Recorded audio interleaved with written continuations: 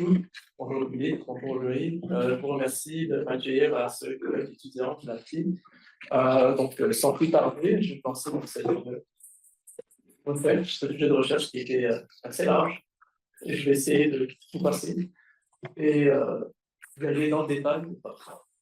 Donc, comme vous savez sans doute, nous sommes à l'ère parce que tout est consolidé dans des rectangles de métal et de vitres qui sont nos téléphones, et les services financiers n'y ont pas échappé. Cette tendance a été exacerbée par la pandémie de Covid-19, en espérant que le coronavirus n'ait pas ravivé tout ça. Et ça a fait un boom de l'ouverture de comptes de placement en ligne chez les investisseurs de détail, investisseurs particuliers, les épargnants. Et donc, comme vous pouvez le voir, ça c'est selon les chiffres de la dernière étude de Fair Canada. Nous avons doublé. Nous sommes passés de 5,9 millions de comptes de courtage en ligne en 2019 à 12,7 millions en 2025. Au moins, c'est selon la firme Investor Economics. Excusez-moi. Dès lors, qui est ce nouveau public, cette nouvelle clientèle des marchés, des courtiers de placement en ligne? Eh bien, les chiffres nous disent, ça c'est selon l'indice du dernier ACVM en 2024, c'est des hommes, principalement des hommes entre l'âge de 18 et 44 ans, qui sont en grande majorité les investisseurs autonomes sans conseil, qui prennent part à ce genre de marché, ce genre de DIY, do it yourself, épargne. Et c'est aussi dire que tous les investisseurs canadiens, la moitié ont fait l'investissement autonome, et de ceux-ci, la moitié n'ont pas eu de conseil d'intermédiaire financier, de représentant financier. Donc, c'est très séparé, c'est très moitié. Dès lors, par ailleurs aussi, je vais le mentionner, selon les investisseurs autonomes, strictement autonomes, interviewés par le sondage de Fair Canada, 56% d'entre eux pensent que le conseiller a plus intérêt à checker sa poche, a plus intérêt à ses rendements à lui que sur leur rendement. Dès lors, ce sujet de recherche m'est venu dans une optique de protection des épargnants, puisque nous lançons des gens qui nous ne savons pas s'ils ont reçu les informations nécessaires, véridiques, s'ils ont les bonnes interprétations de ces informations, même si elles sont véridiques, dans un marché qui est transformé. Un marché où est-ce que des produits financiers, il y a tout un arsenal qui est à leur disponibilité, qui était auparavant utilisé seulement par des investisseurs institutionnels, pas traditionnels. Et donc, c'est dans cette optique-là que j'ai fait cette recherche en compagnie du professeur Duclos.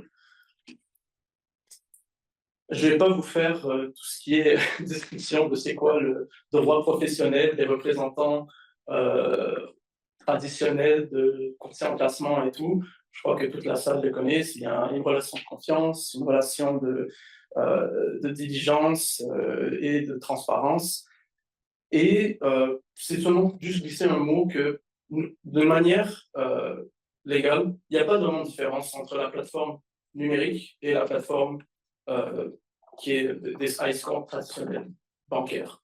Donc, que ce soit numérique ou pas, vous devez vous inscrire. Le courtier doit s'inscrire en vertu du règlement 3103. Et c'est pareil, comme avait dit le premier conférencier, David, sur les cryptoactifs, les plateformes qui offrent des cryptoactifs ou qui sont simplement des plateformes d'échange de cryptoactifs, puisque dès qu'on dépasse tout ce qui est contrat de gré à gré, peer-to-peer, et qu'il y a un contrat d'investissement, contrat de produits dérivés et tout, alors là, c'est inscription automatique et autorisation de l'AMF pour travailler ici. Dès lors, il y a une émergence de nouveaux produits financiers, puisque les courtiers en placement étaient auparavant bancaires. Là, nous avons des néo-courtiers qui sont des courtiers indépendants qui ne sont pas affiliés à une banque. Donc, ils ne sont pas affiliés à Desjardins, CIBC, Banque Nationale, tout ça. Et il y a des raisons plus nouvelles, plus de ludification, que je vais aborder tout juste après, qui font que le public se dirige ces derniers temps plus vers ceux-ci que ceux traditionnels.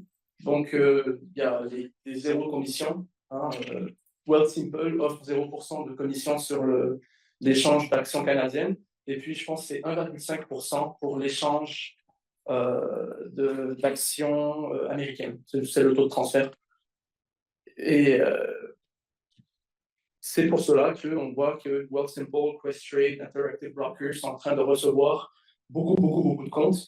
Aux dernières nouvelles, Wealthsimple a annoncé qu'ils ont 100 milliards en équivalent de transactions mensuelles, ce qui est annuel, pardon, ce qui est le double de l'année passée, qui était de 52 milliards. Donc, ils sont vraiment sur une montée avec une tente. J'avais sur quelque chose.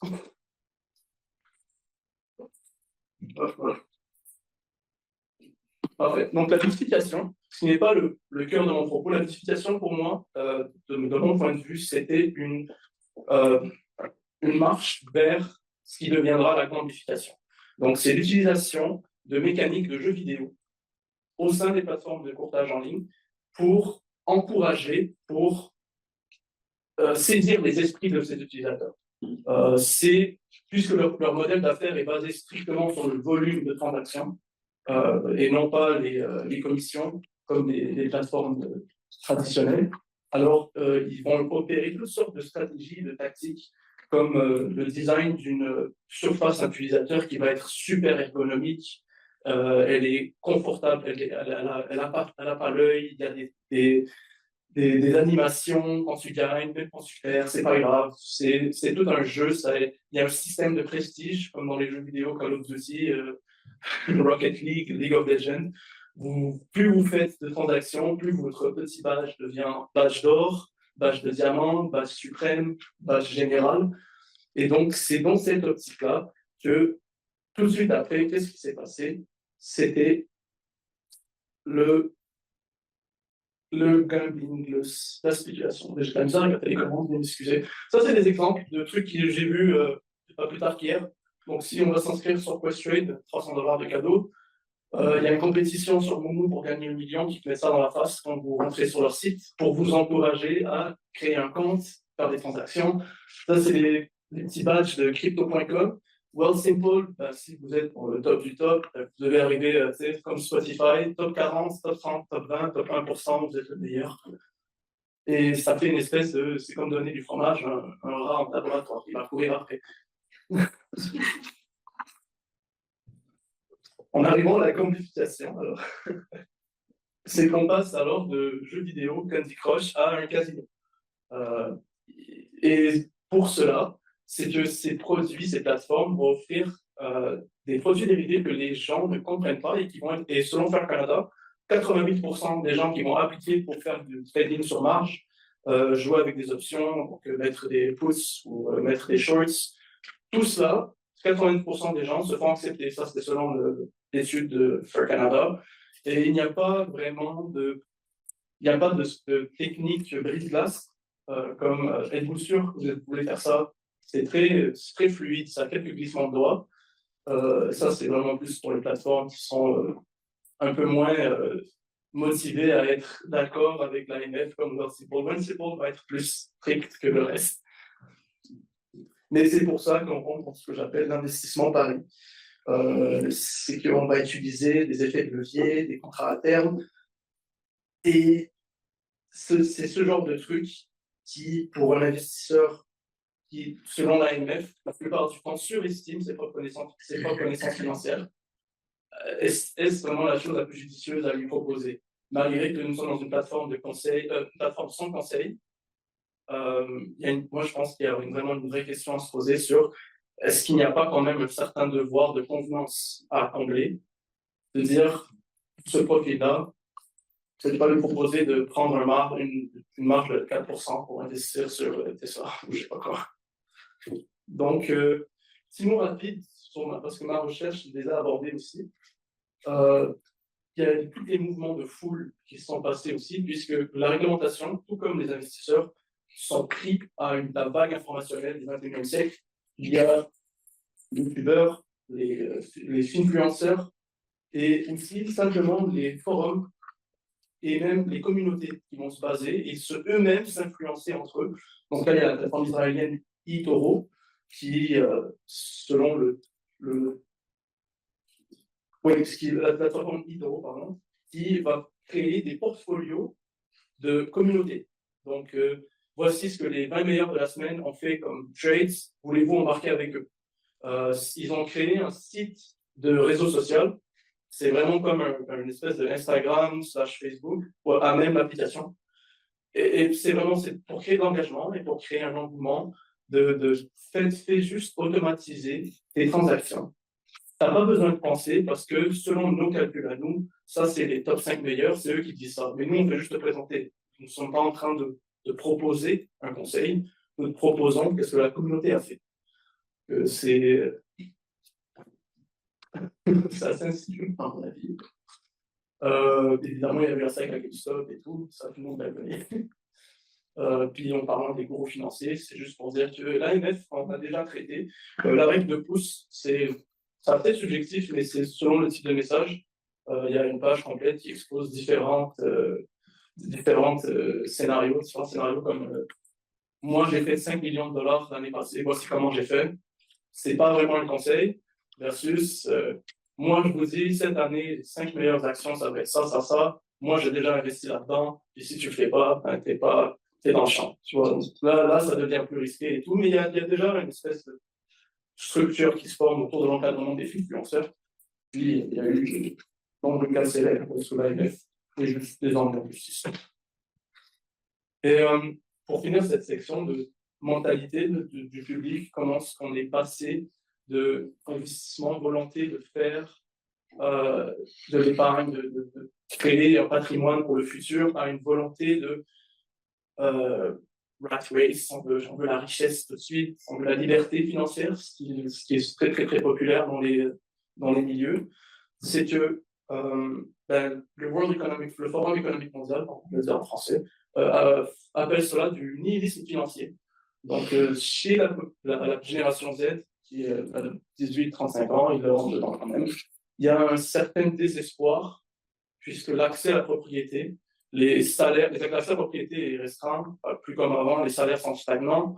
Il y a une espèce vraiment un vrai nihilisme qui fait que les gens de cette tranche d'âge sont plus susceptibles de faire des comportements hautement spéculatifs pour chasser justement même si j'ai perdu auparavant, une seule win, ça va me ramener à zéro et même plus. Il y a aussi le fait qu'ils vont surconsommer, donc ils sont plus à même d'emprunter pour leur consommation personnelle et même pour leur consommation sur les produits financiers. Ça, c'est selon un article paru tout récemment, il y a 2 semaines, sur le forum du Forum mondial.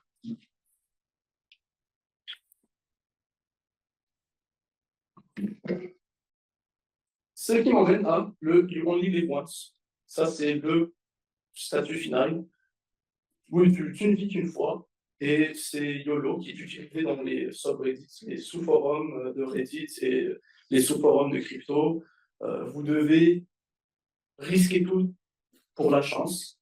Et si vous êtes contre, vous allez être un fodder, qui est quelqu'un qui est fear and doubt, si je me rappelle bien. Donc, c'est quelqu'un qui fait que semer la peur et le doute et qui va casser le rail des autres. Donc, les autres sont en train de penser qu'on va peut-être gagner, puis tu fais le rabat-joie. Et alors, j'arrive là, ça c'est vraiment le cœur de mon propos pour cette présentation aujourd'hui. J'ai vraiment voulu aborder ce nouveau phénomène des marchés de prédiction. Si vous n'êtes pas trop à jour dessus, c'est un produit dérivé. Ça, c'est ce que la CFTC, la Commission des Futures Trading Commissions aux États-Unis, ils appellent ça un produit dérivé. Eux-mêmes aussi se considèrent comme un produit dérivé. Tout ce qui est les casinos, DraftKings, FanDuel et tout, disent non, c'est juste des casinos comme nous. Puis il y a une bagarre en ce moment, une bagarre juridique, pour savoir si c'est quelque chose qui doit aller au niveau provincial américain. ce qui veut dire 51% d'imposition, des réglementations par rapport à tout ce qui est gambling et restrictions pour les addicts, les pertes des accros, pardon. Et donc, ça, c'est ce qui se passe aux États-Unis. Chez nous, c'est plus serré, moins serré qu'en Europe, parce qu'en Europe, c'est interdit partout. Ils ont une dispense d'options binaires qu'ils utilisaient comme le Québec avant pour interdire ça d'office. Ici, récemment, il y a eu un bulletin administratif qui a été publié par le CRI qui a autorisé Interactive Broker et Wealthsimple à ouvrir un marché de prédiction restreint. Donc, c'est un produit dérivé, c'est des contrats qui vont venir à terme. Si vous les gardez, que ça va être oui ou non, une option binaire, mais tu peux le garder à terme pour. Ça peut être aux États-Unis, il y a des contrats qui se passent en 15 minutes. Ici, la limite, ça va être 30 jours et plus. Et donc, ce genre de pari, tu peux aussi l'échanger. Vous pouvez aussi l'échanger avec un autre utilisateur de la plateforme. Ça devient un swap, un contrat d'échange. Et au Canada, ça va être limité seulement à des facteurs économiques. Donc, parier sur la dette, sur les chiffres de l'emploi au Canada comme aux États-Unis. Sur la politique du taux directeur. Ça va monter, ça va descendre. Et ça va être aussi utilisé pour la météo. Et petite histoire cocasse après, le truc après, parce que ça a déjà été autorisé à la météo pour les États-Unis. Et c'est pour ça qu'il y a quelqu'un qui est parti à l'aéroport Charles de Gaulle, qui a utilisé un objet, on ne sait pas quoi, pour gosser après le senseur et faire monter la température de 5 degrés et gagner un pari de 370 000 livres sterling. Donc,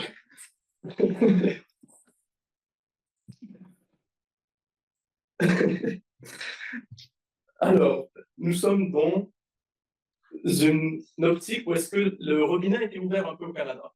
Il est très restreint. Il y a seulement 2 membres de l'OCRI qui vont pouvoir le lancer. Mais quels seraient les risques structurels d'une intégration complète d'un tel système? Il y en a beaucoup. Le délit d'initié, ça va être démocratisé partout. Déjà, aux États-Unis, il y a eu l'affaire avec le Venezuela. Un soldat avait parié sur la chute de Maduro pendant qu'il était dans l'hélicoptère. Il y avait